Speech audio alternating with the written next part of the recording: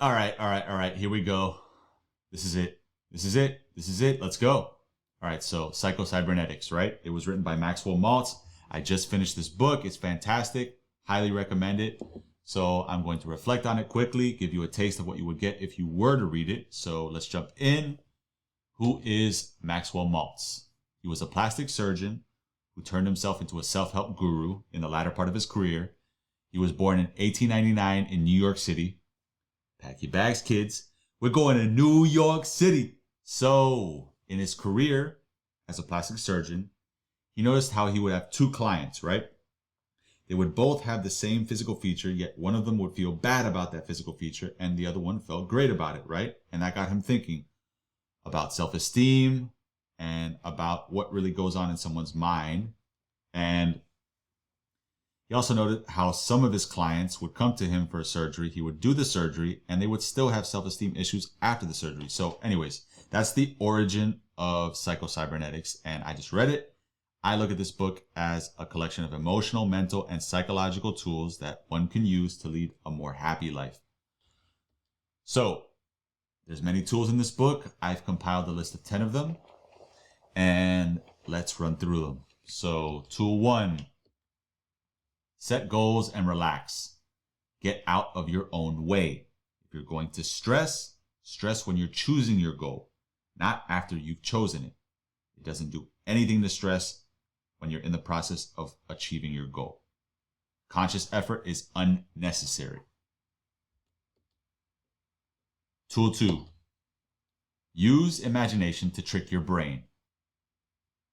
You can see how you would tell yourself negative things, right? It would make you feel insecure. Small dick. Fucking bald ass mother, like fucking you're stupid, bro. Like you're broke, bro. Like whatever negative thoughts, right? You could see how it would negatively impact you, right? It would cause you to have negative outcomes, right? Perform negatively. In the same manner, you can trick your brain. You can tell yourself positive things, right? Sexy motherfucker, bro. Like destined for great things. Amazing person. Etc. So trick your brain, right? You can use that trick to promote positive outcomes in your life. Tool 3. Focus on success, not on failure. Success breeds success. Failure begets failure. Remove as much failure from your life as possible, right? In this book, Maltz frequently compares humans to computers, right? Anybody who's ever used a computer knows that computer programs are supposed to do certain things, right? If a computer program is on your computer and it's not doing what you want it to do, you delete it, you get rid of it, right? There's no use for it to be on your computer. In the same manner, you need to get rid of all experiences and memories that are associated with negative outcomes, right? Learn your lesson from the negative outcome or the failure, but immediately and actively forget all the unnecessary shit about it, right? It's just waste of space. Tool 4. Don't compare yourself to others. Inferiority and superiority do not exist in the game of life. Everybody's unique and everybody's the same. Everybody's the same because they are inferior to other people in different dimensions when you subject two people to comparison. Tool 5. Don't set time limits for goals. Some time limits are good for goals, but other goals are not good, right? For time limits. More important than setting time limits is setting worthwhile goals, right? Making sure that your goals are actually leading you to a place of happiness and fulfillment, right? It's more important to set worthwhile goals, not to achieve them quickly. Once you set your worthwhile goal, chill. Let your body take care of the rest. Tool 6. This is my favorite one. Be an actor, not a reactor. Learn how to slow down your response mechanism.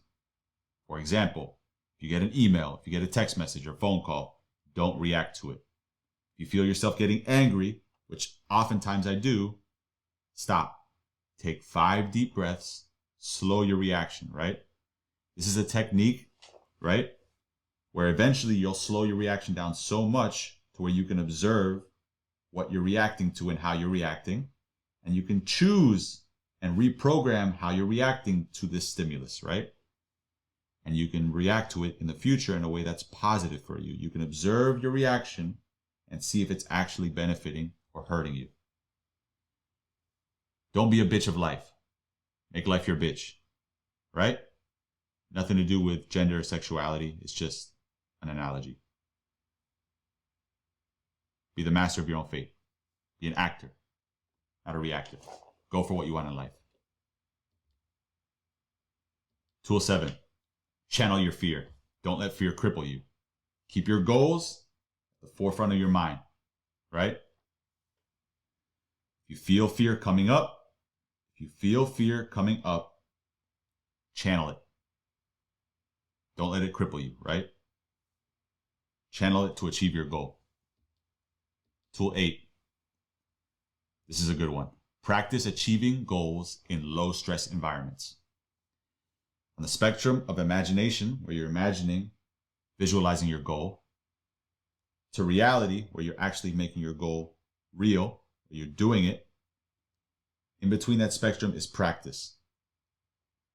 Practice achieving your goals in low-stress environments. The lower the stress environment, that means it's going to quiet your automatic and stressful responses, right?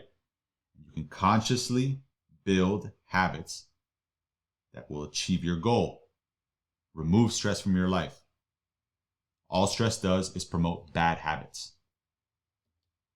Tool 9.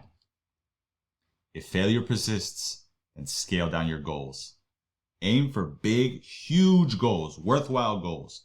But if you're encountering a lot of failure when it comes to these big, worthwhile goals, it's probably because you're aiming for something that's a little bit out of your reach and you know it, right? Not visualizing it strongly enough. Encountering failure, step back, scale down your goals, right? Achieve goals that are a little bit within your range, right? And start building up that confidence, that success mechanism, and go from there. If failure persists, scale down your goals.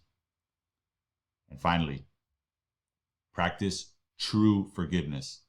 Oftentimes, we find ourselves forgiving people for experiences that cause us pain, but we don't completely forget the associated experiences. True forgiveness involves forgetting the negative emotions caused by the memory and reinterpreting the negative experience into our success algorithm.